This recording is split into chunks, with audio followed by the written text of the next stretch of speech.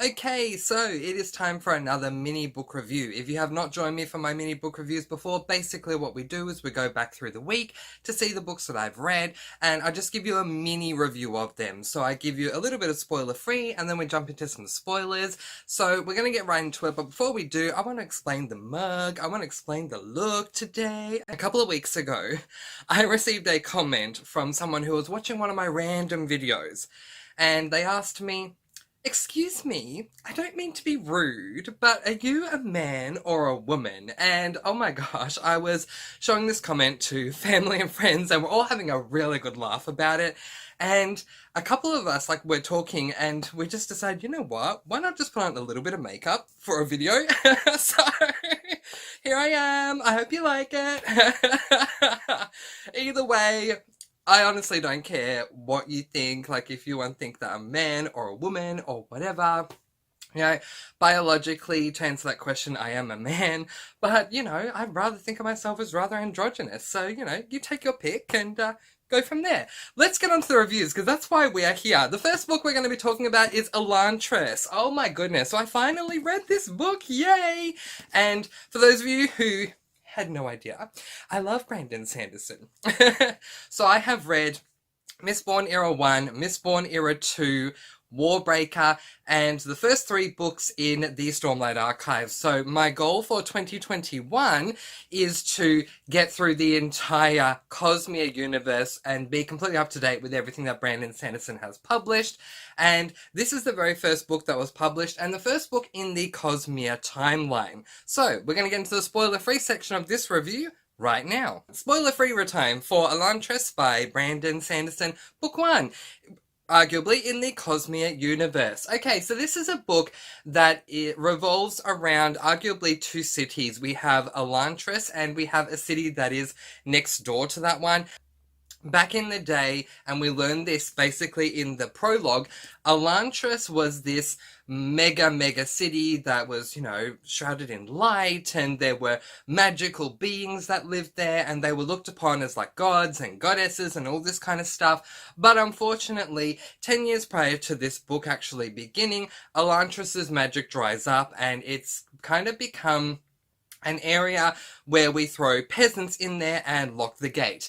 Now, how do we know who's a peasant and who's not? Well, that's very interesting, because part of how it all worked when Elantris kind of broke down and lost all the magic is that there was a random curse kind of placed upon the area as a whole that we're reading about, where randomly at any given time, any person can be hit with a Shayode curse.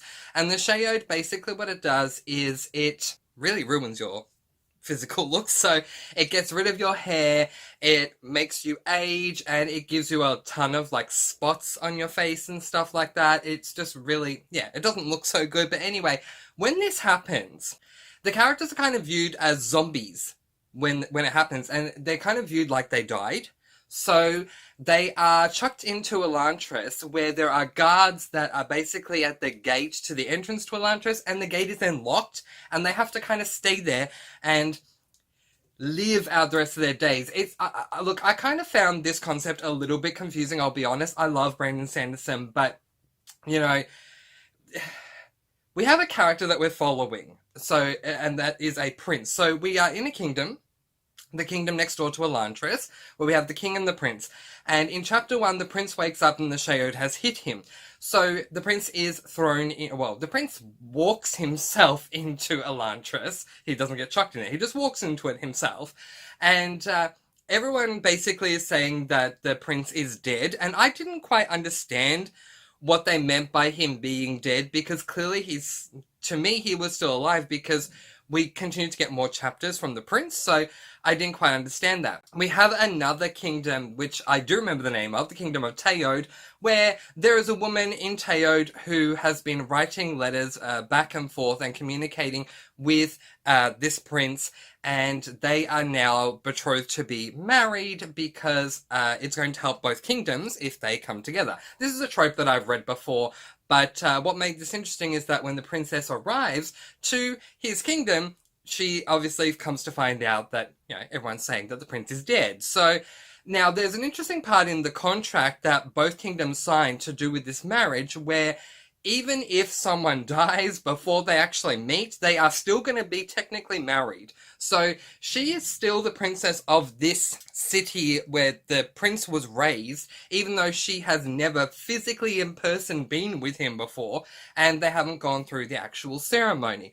Meanwhile, we're following the prince who is over in Elantris, trying to gauge what exactly is going on, because a lot of the beings, I guess if you want to look at them as zombies, we'll call them beings, a lot of the beings in Elantris have kind of given up, and they're very hungry, they just want food, and no one's giving them food, and he wants to try and at least restore Elantris to the best of his abilities to kind of make this somewhat of a livable area, which I really do appreciate. And he makes an amazing friend, and this friend who has lived there for a very long time basically shows him around and shows him how desolate and how desolate the area is and how much everyone that is there has given up.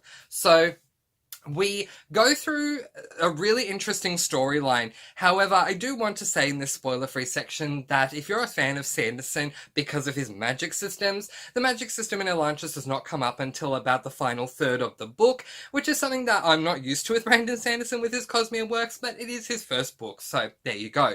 The magic system, I can say this much, revolves around...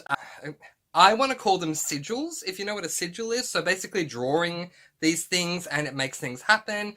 But again, that doesn't come up until the final third of the book. I end up giving this book 4 stars for several reasons. The biggest con in this book is that the magic system doesn't show up until that final third. I think the characters are very well executed. I really enjoyed following Rayoden and Sarini. So Rayoden is very typical...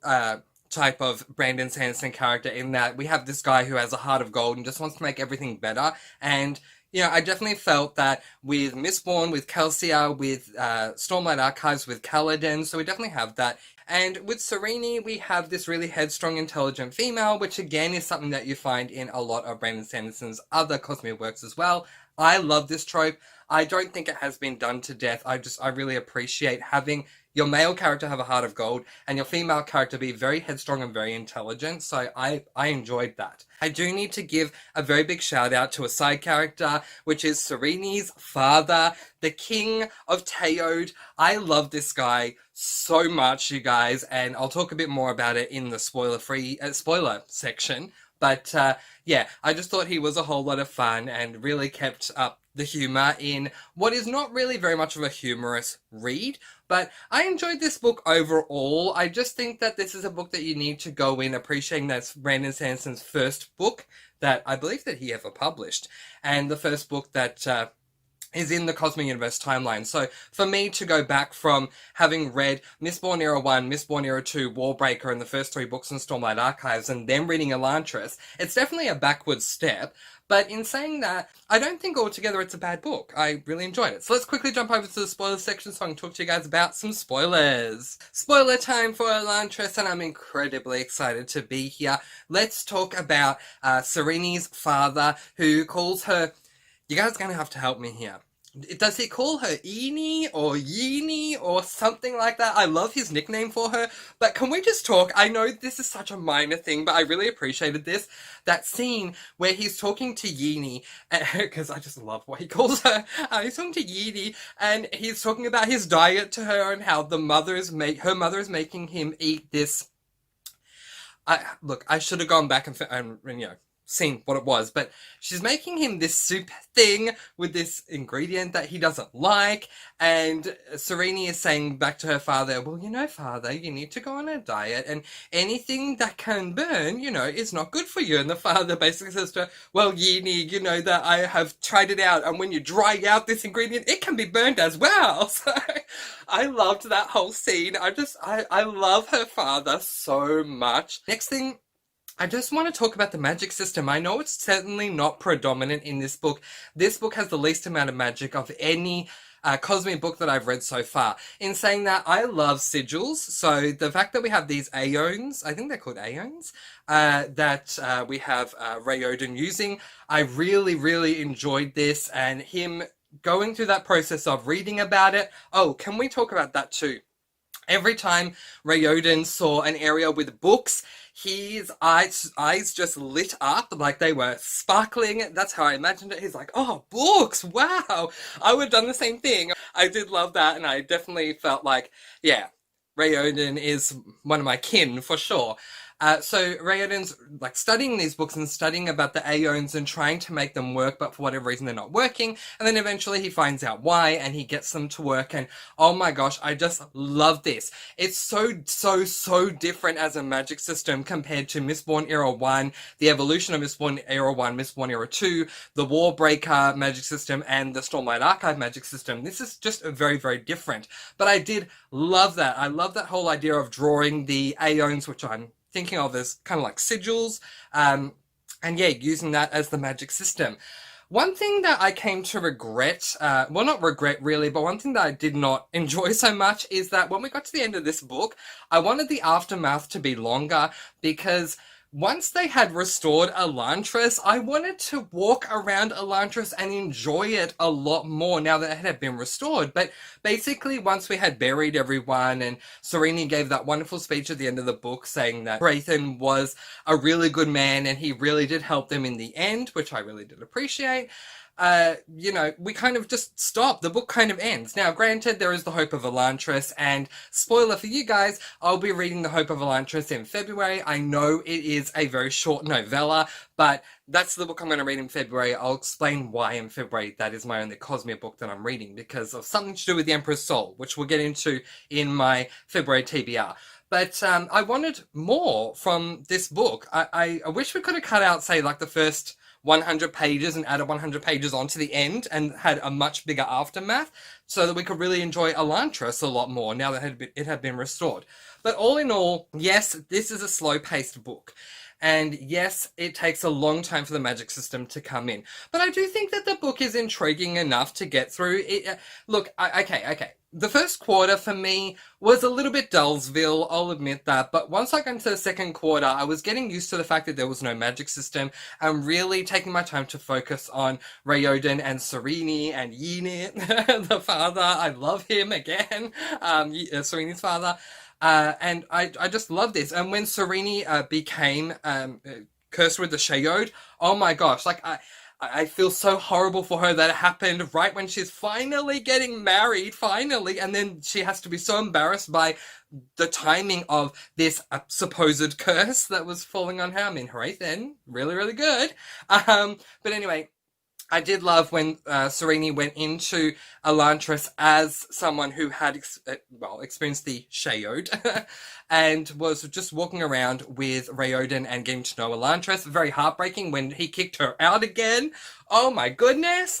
But I think all in all that this is a really good book. And if you have, like me, read a ton of the Cosmere books but you haven't read Elantris, I feel, don't put this pressure on yourself, but I feel that this is compulsory reading because, you know, it's what started it all. So, you know, I appreciate being able to go back to book one and see where Brandon Sanderson was then compared to where he is now, with the latest book in the timeline that I've read being Oathbringer from the Stormlight Archives. So, you know, very big difference between the two. But I really enjoyed this book ultimately, and I gave it 4 stars. A part of the reason why is because of the very slow beginning. A lot of people say that Well of Ascension Book 2 and Mistborn Era 1 is incredibly slow, but I felt like Elantris was much slower than Well of Ascension, and with Well of Ascension, we have established characters that we've met in the Final Empire, so we're kind of already invested in these characters, and I felt like Brandon Sanderson could afford to take his time, where with this book, we don't really know the characters, so it was just kind of going a little bit too slow for me. Also, the fact that the magic system doesn't prop up until the final third of the book was something that really made me want to take another star off. So I'm still giving it 4 stars because I do still think it deserves it, and that final third was really amazing. 4 stars for Elantris, and I'll continue on to The Hope of Elantris in February. But that is where I am going to leave it. Letting you guys go in peace, blessings, and so much love. I post videos every Monday, Wednesday, and Friday, and I'll see you again soon. Mwah! Thank you so much for watching, and happy reading!